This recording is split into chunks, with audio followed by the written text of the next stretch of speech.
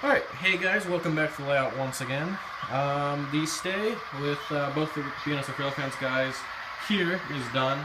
So Ryan left a few days ago, actually last Thursday, but I had to do some other work. I was house sitting slash dog sitting for someone else, so that's why I was away from the layout for a few days. But anyway, I'm back.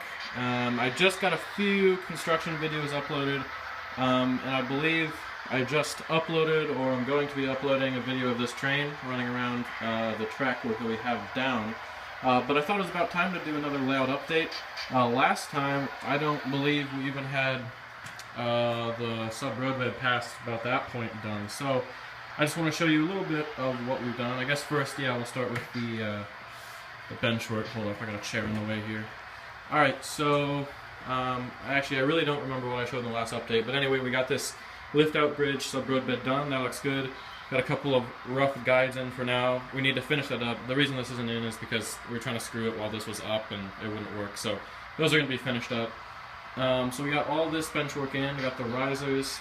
Got the sub-roadbed up to... Well, I guess we had this done. So we got it past this point. So we just kind of have an S-curve through here. And then got the sub-roadbed and bench work done down on the peninsula. And then got an S-curve going down there all the way to the end of the backdrop. I still need to cut the little piece that curves off there, but we ran out of track, so I kind of stopped there. And here's a quick glance at the peninsula benchwork. Now you can kind of see what that like radial design deal was going to be with those cross members kind of fanning out. So that was what happened here. All this is explained in more depth in the construction videos, but just wanted to show you what we did there. And then clearly the biggest thing that you'll probably notice is that we got a bunch of track down. Of course the cork had to come first, but we already got that done. So starting here, we've got a turnout. So there'll be two tracks through here. Sorry it's kind of dark over here, but we got a turnout here. This is actually the siding, so you can see that is the kind of secondary switch position. Comes out here. The main line is the furthest in one. Right now I'm kind of using the siding as the main line because it's the only one that's glued down. So this track's not glued, this one is. And then we just have those paralleling down here. We kind of jog in right there. And then across the lift-out bridge. And then right about in here is where the siding stops. So this is actually switch for the siding, and this is a switch for the yard lead. So the main line's here again. The yard lead's going to come off there towards the back. And then probably right in here we'll have another turnout on the lift-out bridge to get to the arrival departure tracks, which will be towards the back there. That track will continue straight for the classification section of the yard. And then we'll have one coming off this way, because this is going to be the engine facility.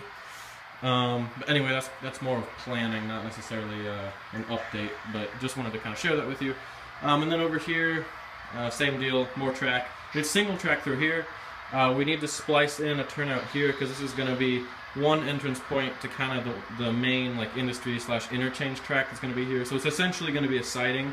It'll just parallel the main line. The other one will be probably in here, which will come off. And then off of that track, we'll have all the spurs for the industry. So there will be industry all the way along here. Possibly some a little that way as well. And then the last thing that we did before we had to leave and head off from the layout was we got some wire in. So this is the track bus. We didn't get it wrapped all the way around, and we started to drop some feeders, which I'll show in a second, but basically we started the wires down here. These are 14 gauge wires, and we just kind of bored through most of the risers here. And I say most because some of them we had to skip, which is no big deal. Really, this is just for organization. They don't have to go through the risers. But then we just fed this all the way about to where the lift-out bridge is, so we just kind of stopped there. So I'm going to continue that along here, and then we'll need to start connecting. Well, yeah, is that even English? I don't know. We'll need to start connecting the feeders that we put in, and I need to continue that along the rest of the layout because there's a lot more track work to drop feeders on, but at least we got to start on that. And I think that's about it. So anyway, guys, check out the most recent videos of construction. Also got a video up of some trains running finally. It's been like over a year, I think, or just about. And then we'll have more updates soon. So Ryan's not here at the layout now, but I'm hoping he can get out here sometime again, possibly over the summer, or at least in the fall. So I'm going to get some more work done. I'm going to work on a little bit more track. I actually need to order some more track since we ran out. And then I'll continue through the wall back there.